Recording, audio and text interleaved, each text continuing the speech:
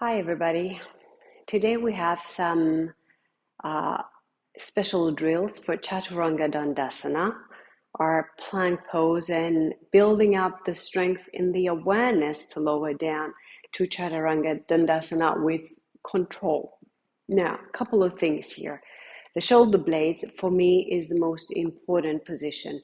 The shoulder blades are not stable at the back of your torso, then you have much less abdominal control and core control if you want to have it, or core strength. So keeping the shoulder blades protracted away from your spine and down into depression will help the serratus and lats to work in synergy with your core muscles, transverse, primarily, so that you can lower down with control using more pec strength, triceps, and not so much using your bicep tendon to hang in there and lower down.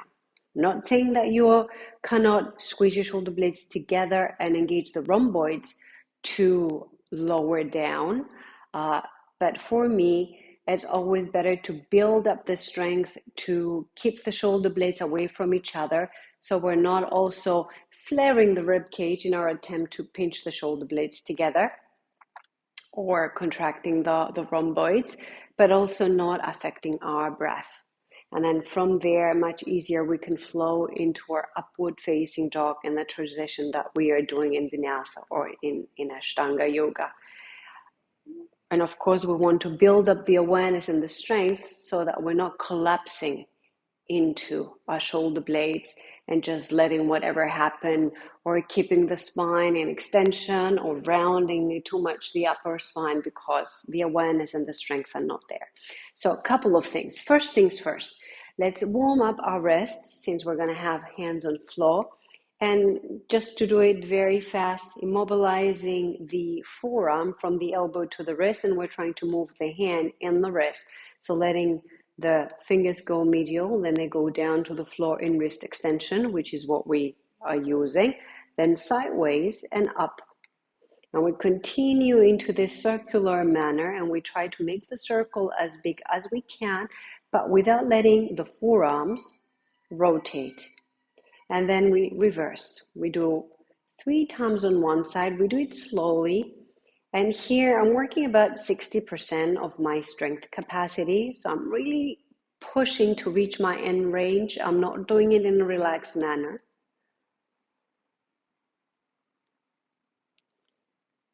And then we can reach the arms forward, letting the fingers go lateral and medial a few times. So I'm bending in the wrists. It's not my fingers moving, but it's the hand really. And then bring your fingers in, one finger at a time. Move down, the thumb goes over, and then we bend into the wrist, pushing the thumb forward, extending into the wrist, and we keep the thumb forward. So the fingers are pulling back, the back of the hand is pulling towards the forearm, and the thumb is looking forward. And then we do that one more time. Usually I do that 3-4 times just for the sake of this video. Let's give a little bit more time to the more Chaturanga specific drills. And then you're pushing the thumb forward and you're reaching up and release. Another thing that we could do to fire up a little bit the forearms and warm the muscles up the firearms, we could do like this. I like to do this 100 times. And then we can go to the shoulder blades. With the arms to the side of the body, shoulders are starting with our shoulders depressed, pushing down. And then we go to elevation, all the way to the ears, as high as they can. The arms are squeezing into the side of the body. Then you squeeze the shoulder blades together. You pinch them together in retraction. And then you push them down in depression. And then you open them away from the spine in protraction. Elevate in protraction. Keep them elevated as you squeeze them back into retraction. Continue to retract as you depress. And then you protract. Let's do that one more time. Elevation. Keep them elevated as you retract. Keep retracting as you depress. And then protract. Change direction. Back. Up to the ears. Away from the spine. Down. Back. And whilst we do that, the arms are straight, they're engaging. We try not to bend the elbows, and we try not to send the arms behind us or in front of us. The arms are staying to the side of the body. Let's do just one more. Great. And then just to have awareness for the neck and warm up a little bit the neck muscles, chin down, circle your head to your left shoulder, lift up, rotate the head, drop it to the right shoulder. Let's do one more for now. And reversing, as if we have a crayon pen on the chin and we're drawing a circle with the chin. I'm still thinking of lengthening my spine tall as I'm moving through the circle. Chin comes down and I look forward. Now, arms forward, continue with the shoulder blades, and I'm just going to turn sideways, but also I'm going to turn to the back. So here, I would like that you reach your right arm forward, feel the shoulder blade coming to the side of the body, hugging the torso, and then back in neutral. Reach the arm forward, and then bring it back. Shoulder blade hugs the side of the body, and I try not to shrug my shoulders up, they stay down, forward. And once again, and if you're noticing I'm not moving my spine, I'm going to turn to the back. If you could see, reaching forward, returning to the other side. I keep lengthening from the base of the head up. Great. And creating awareness between the head and the rest of the torso, of course the rib cage. Want to keep the rib cage as if they are hugging the midline, but the ribs are staying spacious between the pelvis and the chest. And the base of the skull is lengthening away from the shoulders, gently pushing back. So when we're coming into plank, the head is going to be pushing up towards the ceiling, but it's the same action here. Now, I don't want to overdo it and stress the neck, but I neither want to lift the chin up. And the chest in our plank is going to stay buoyant, lifting up. So we're not going to close the heart is going to stay lifted. Now to come into your quadruped position, just to warm up the spine as well and bring more awareness into the relationship between the pelvis, the shoulders, and the head. Just tuck and untuck the pelvis so the pelvis goes into a posterior tilt and an anterior tilt, or if you have it, a retroversion and an anteversion. Of course, the lower back moves with the pelvis, and now we want to take that movement from the lower back, taking it all the way to the top of the head, and reversing. Sit bones up, the heart lifts into extension, and just notice the spectrum of the range of motion, and then see if you can finally find neutral, where your hips are pushing away, the crown of the head is reaching forward, the back of the head is pushing up, and your chest is not sinking towards the floor. The chest is buoyant, lifting away from the floor. Now, to bring more awareness to the shoulder blades, you're going to take one of your blocks, and you're going to have one hand on the floor and the other hand on the block. And as you can see already, my shoulder blade is going into retraction, so it's moving towards my spine. Try not to elevate my shoulder to the air. I keep it down, but then as I drill my hand into the floor, I push down. My shoulder blade is coming to hug the side of my body. The other hand lifts off the floor, but not because I moved my other side, just because I brought my shoulder blade towards the side of the body and then down. And again, I'm digging into the block and down, just to bring the awareness into this region of the torso, serratus and latissimus, and we can do the same thing with the other side. The shoulder is down away from the ear, and I'm digging into the floor, lifting up and lowering down with control.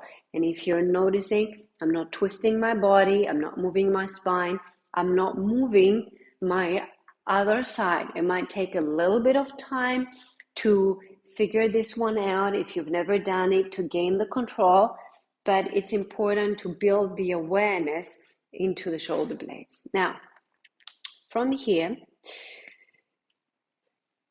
coming back into your quadruped position, pull the hands to the knees and try to reach the heart forward without lifting your chin. The chest stays nice and long. And as you're pulling your hands back, see if you can transition your weight forward. Bend the elbows, see how far you can lower, keeping strength, and then shift the weight, come back. Once again, you're going to pull the hands towards you. You're going to dive the chest forward, lower the chest, not the head. The head moves with the head. See how strong you are. Maybe the bend is just a little bit. It doesn't matter. As long as you're not going forward, flaring the elbows out is one thing I see, or lifting the chin and cranking your neck, shrugging the shoulder blades together, shrugging the shoulders up, just because the stability in your shoulder blades is not there. So shoulders away from the ears, opening to the side of the body, the hands pulling back, because it just helps to get that connection of arm and the side body with the lats and the serratus, engaging a little bit more the pecs, the abs, and then I can lower down with a little bit more stability and control. Yeah. So first element, your shoulder blades. Of course, you need to have strong wrists and active hands. We've been through that in another tutorial. And then the second thing is we need to figure out how to be with a lengthened spine and active legs. So if you have a bolster, you can use a bolster. If you don't have a bolster, you have, I don't know, cushions or blocks, you can stack them one in front of each other. And I'm just going to turn sideways so that you can see my body. And so I can come and lie on the bolster. So my entire torso from my pelvis all the way to the top of the sternum is on the bolster. And here I'm pressing my toes, I'm engaging my legs, and my hands are more or less under the elbows, and I'm really pushing. Then the back of the head is lifting up, the base of the head lengthens away from the shoulders, and I have my shoulder blades packed down. The shoulder blades broad and the elbows parallel to each other, not too close into the body, and I'm pushing the floor away. I'm pushing the floor away as if I want to float off the bolster. So maybe at the beginning we're not able to lift, yeah? And it's okay just to continue to push, to push, to push. Nothing happens, nothing lifts. As we build more strength, we push and then we're able to float and we hold it there. And then we come down again. And then we repeat. But we try not to lose form. So the shoulder blades, once again, are moving down. Elbows in parallel to each other. Shoulder blades staying spacious. Toes are pushing down. The head is lengthening away. And I push the floor with my hands. I lift. My toes are active. And down. And you can hold it 5 seconds. You can build up to, 10 seconds, you can repeat that 5 times. And then the next drill, to build up the strength to lower down with control. And if this is still too low, you can put a couple of blocks underneath, or you can have 2 blocks on top of each other. So when you're coming into your chaturanga, once again, I'm lifting the heart forward. It's buoyant. I'm pushing my armpits down to the hips, and the shoulder blades are coming to the side of the body. The toes are active, bouncy. Yeah, I'm not sucking my hips down, neither lifting my hips up. So like a plank of wood, like a dowel, like a staff, I'm super long. The crown of the head reaches forward, the heart lifts forward. And I lower down in 4 counts. 3, 2, 1. Knees come on the floor. And I go back, and I try as I do that, I'm feeling that I'm not resisting gravity, but like I'm pulling the floor towards me. That pulling engages my chest muscles, my pecs, triceps. The abs are online because already I have that stability from the shoulder blades, and I lower down slowly. I'm feeling the lift from the base of the skull all the way to the crown. My tail long towards the back heels, and the legs and the toes active. So let's try and do that once more. pressing the toes, and I try not to be back. Yeah, I shift my weight where I feel I have more strength. It depends on your proportion, how far forward you shift. And so from here, I'm pulling the floor towards me, elbows parallel, shoulders stay away from the ears. Base of the head lengthens away, and I lower down slowly.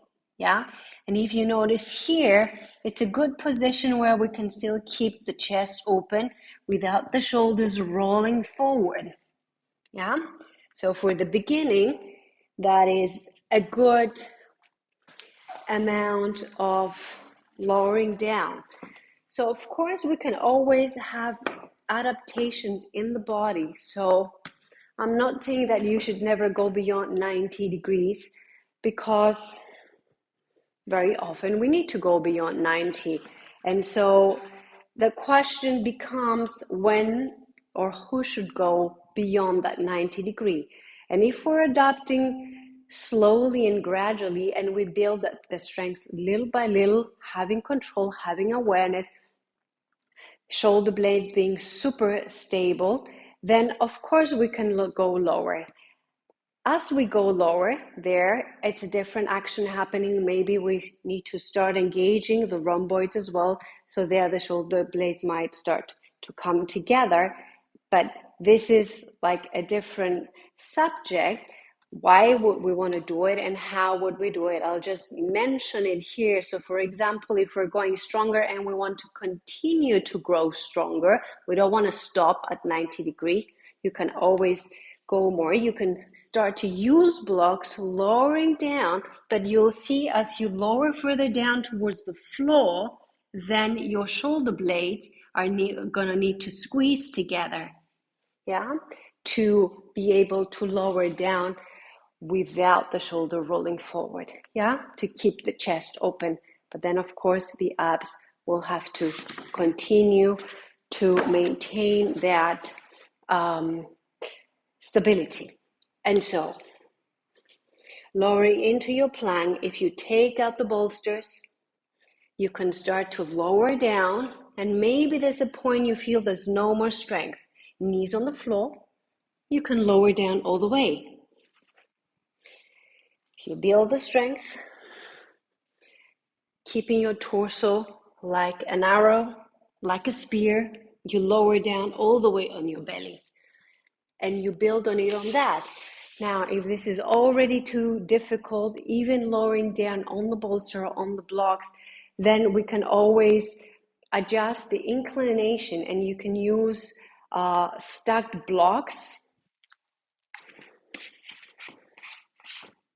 or to have the blocks in a higher level, to lower down a little bit, and then come up. You can use a table, you can use a bench, you can use a kitchen countertop, you can use the wall, where the different degrees of inclination will provide you to be able to use your body and engage to the degree that you have that strength and the control to do so, and gradually adjust it, coming more horizontal or parallel towards the floor if you have it.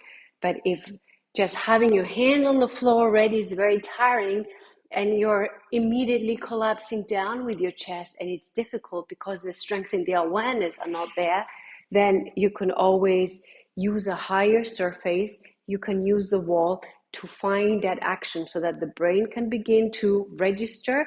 You wire a correct pattern, a good movement pathway, and then you build on that heavier and heavier as the inclination decreases. Yeah. Now, since Chaturanga Dandasana is always or very often a transition pose, if we're building up the strength, I would suggest you go down to the degree you feel you have the strength to support, you change the feet, and then you come to your upward dog. Otherwise, if you start to go down too low and your shoulders are rolling forward, then you're forced to come up in your upward facing dog and you're already jumped, yeah? If you're keeping the body nice and long and the shoulder blades stable, when you're coming into your upward dog, then your shoulder blades are already there, fixed, and you're able to lengthen the spine in both directions to find that spinal extension without the compensation in the lower back overdoing it, or in the neck going overly into extension, or even the shoulder blades collapsing into each other and flaring the ribs. Yeah? So I think this is what I have for the moment. I don't remember if I had more things to share, but if it's the case, I'll make another video to add to it. And if you have any comments or questions, feel free to reach out. Over and out. Thank you. Bye.